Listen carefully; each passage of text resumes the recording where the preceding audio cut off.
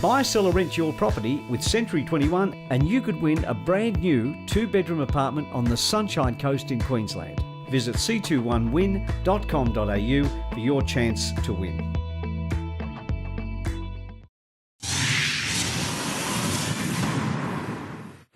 Welcome back to Your Property Empire. Well, joining me tonight on the show is Steve Carroll, Head of Sales at realestate.com.au, and we've just been joined by Charles Tarbey, Chairman and owner of Century 21 Australasia.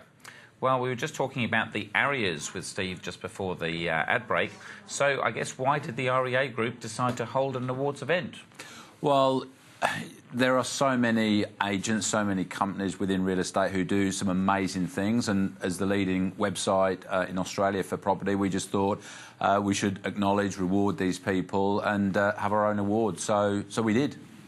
And so, kind of, how many of the agents are entering these kind of competitions? And obviously, you had some amazing judges on the panel. I mean, who were some of the other Well, judges? you were one of the judges, I think. So, no, we had 17 awards altogether, as I mentioned earlier on, and we had thousands of entries.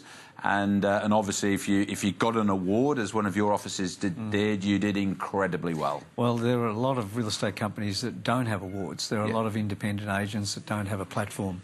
And so they might use their institute or they might use another organisation, but they've got very few platforms to present themselves on. So I guess the National Awards does help that way. Yeah, and I think we've got a picture of your guy. He won the Residential Property Campaign of the Year. Grant Smith. Now, he is an amazing... That's Jackie, his PA. He is an amazing real estate practitioner. Right from the early age of 21 or 22, opened a C21 office. Was featured on A Current Affair for all the right reasons and the way in which he promoted a property. He brought glitz and glamour to it before you see the $1 million shows in the US. You know, a car dealer parking the right car in the driveway, a jewellery store bringing jewellery on display, a champagne. He created an environment that A Current Affair picked up and promoted it very strongly, but he's one of the most unique real estate practitioners out there and quite an incredible auctioneer at the same time. And he's still just turned 30, so... Because, again, a lot of the viewers out there might be thinking, look, who cares what the agents do? They're paid a lot of money, they're supposed to sell my house and that's what they get paid for. But this is the difference of when you're choosing an agent. Yeah. If you choose one like him with stacks of awards versus someone that's just come straight out of school, what difference is it going to make to the sales price? He's very conscious of his image and very conscious of the community he lives in. And in the Sunshine Coast, it's still a community there where people know people.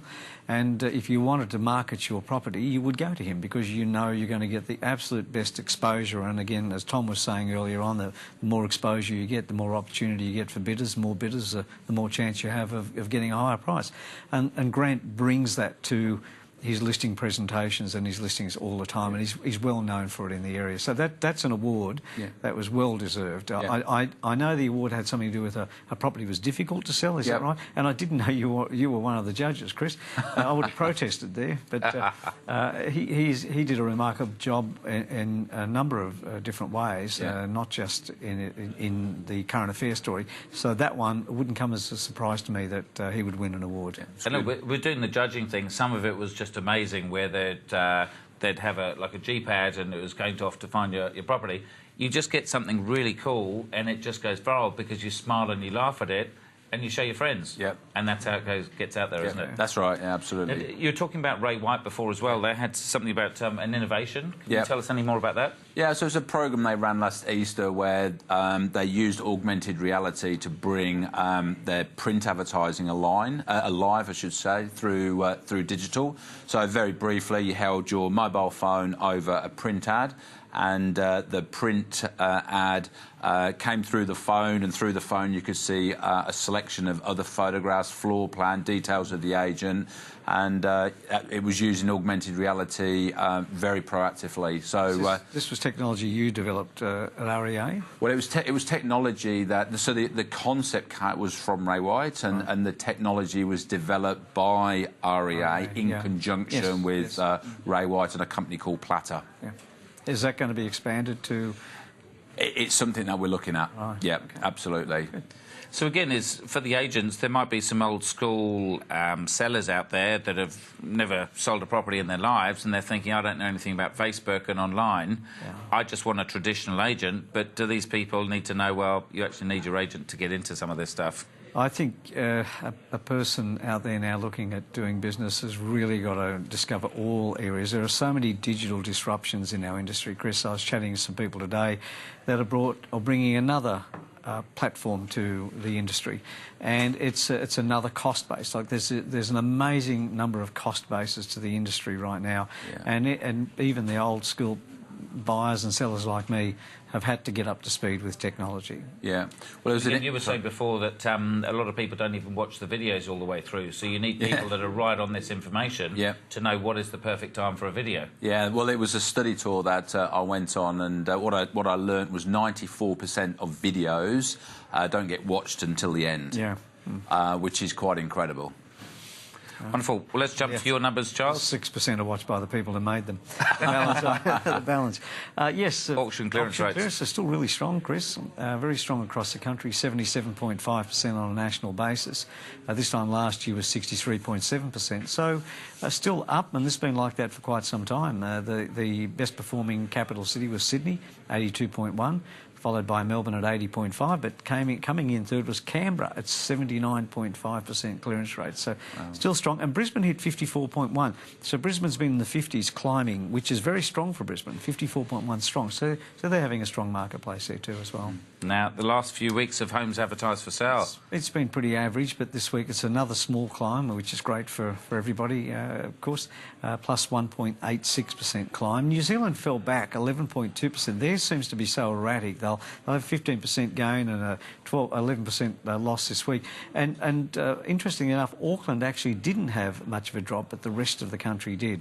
So the stock issues still surround the industry. We are nowhere near the stock levels that we would like to see on the agents' books at this time of year. Yeah. Well, just like Tom was saying before, was hopefully they'll list even if it's December the 24th and they can be the first in. That's right. Because there's still buyers out there, isn't there, on the 24th and the 3rd of January? Best time.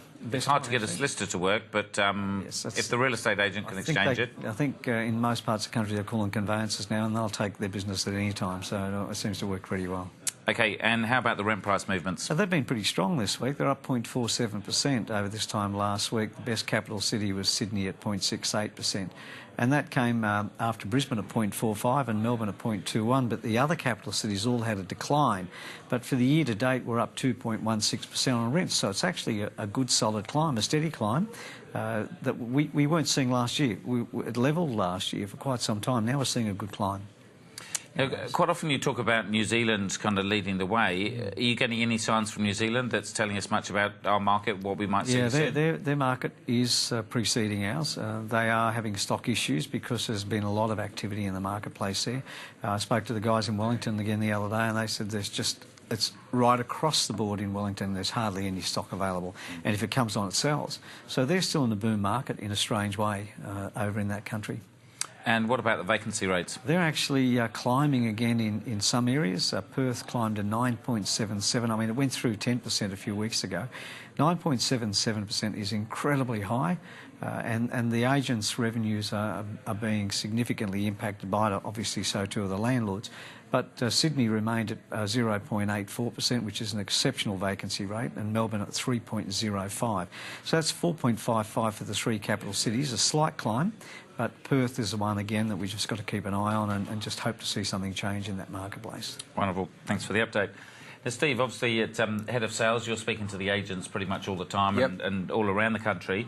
Are you getting any kind of feelings as to how we might start next year? Because quite often what I find with Christmas is you just never know. It could suddenly have a really slow start or it could go gangbusters. Yeah. Any thoughts or ideas? Look, I think it's going to be fairly sluggish until Easter. I'm not sure if you would agree with that, Charles, as far as supply is concerned, but we're seeing demand for property at an all-time high, particularly New South Wales and Victoria. So it's kind of bad for the sellers, but in terms of capital growth out there, because a lot of our viewers would be investors, that's typically a great sign, isn't it? Yeah, that's right. Yeah. Yeah, the doomsday or the bubble.